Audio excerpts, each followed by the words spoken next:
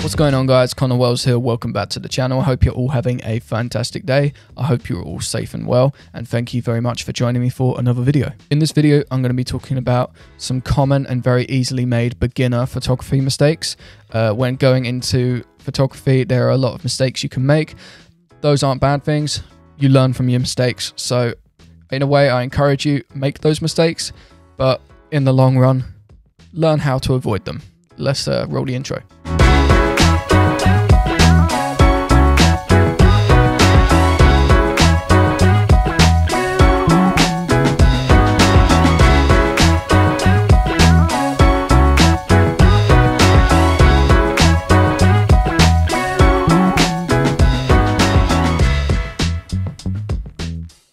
So when learning to do anything, you're bound to make mistakes. And photography and videography, for that matter, is no exception. I've made these mistakes, I've suffered by making these mistakes, and I've also learned from these mistakes as well. So I'm going to be going over a few of them and how to avoid them as well. The first mistake, and probably the most annoying mistake for photographers and videographers, is missed focus. There's been quite a few times where I've not set my autofocus or missed focus when I was manually focusing. I've come away from a shoot, got my photos and footage into Lightroom or whatever video editing software I use, and I've looked at the photos and the subject is blurry. It happens. It's not fun. It's not a great experience to come away from, say, like a 2-hour shoot and see half of your photos are blurry. Yeah, it's not great. Now, when I shoot in 4K using the Canon M50, which is what I'm filming on right now, the autofocus is absolutely useless. It's unusable. So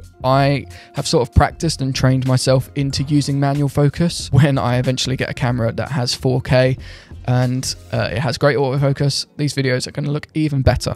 But there's a few things you can do with manual focus. So if you're using a camera, whether it's DSLR or mirrorless, they should have the option to have a menu called focus peaking.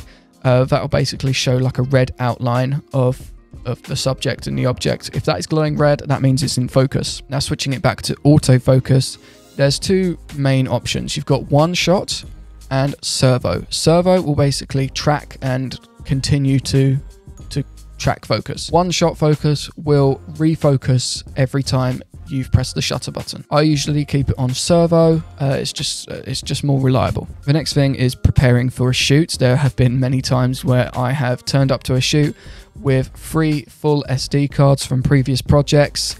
I go to take photos and quickly realize I've only taken about 30 photos and the card is full. Cannot delete the footage from the cards already because they haven't been dumped yet. So make sure you turn up to a shoot with empty SD cards. Same with batteries. Make sure you turn up to the shoot with full batteries.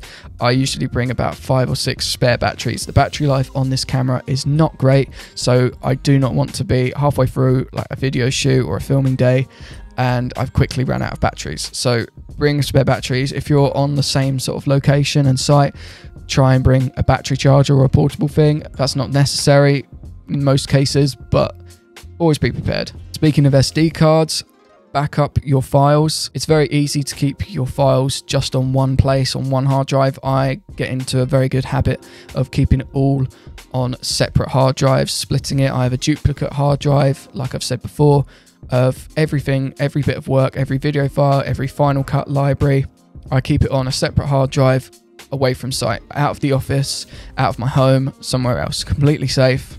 It's good to back up. And plus, if an SD card faults, now a little pro tip here, don't delete your footage until you've delivered the product, until you delivered the photos.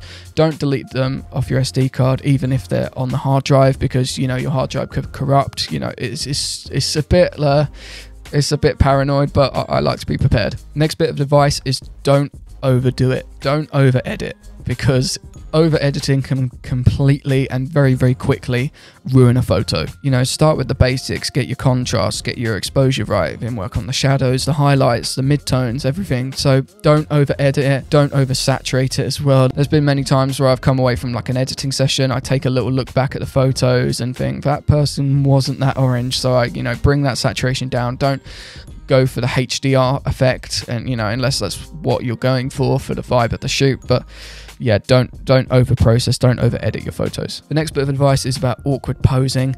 It's quite difficult to pose a model who's not experienced, or is someone who's, you know, just a friend helping you out. It's quite difficult to pose them, but just keep it friendly, keep it natural. Make sure you've got, you know, good conversation, eye contact, make them feel comfortable, a bit of friendly banter back and forth, you know, make them feel comfortable, make them feel relaxed, you know, make them laugh. They'll be a lot more comfortable posing for photos if they're not, you know, uptight and you know, uncomfortable. So try and make your subject and model, family, whoever you're shooting, make them feel comfortable, because the shots will come out a lot more natural rather than, you know, awkward poses. A little pro tip for that one as well is use a tripod to frame your image. That way you can have free conversation, you know, make eye contact with your subject, with your model, and you won't have to worry about holding the camera and being stuck behind it. A tripod actually comes in really handy. Now, the last mistake I'm going to touch on, it sort of goes back to tripod and framing. Have you ever seen a photo where obviously the model, the person, is the main focus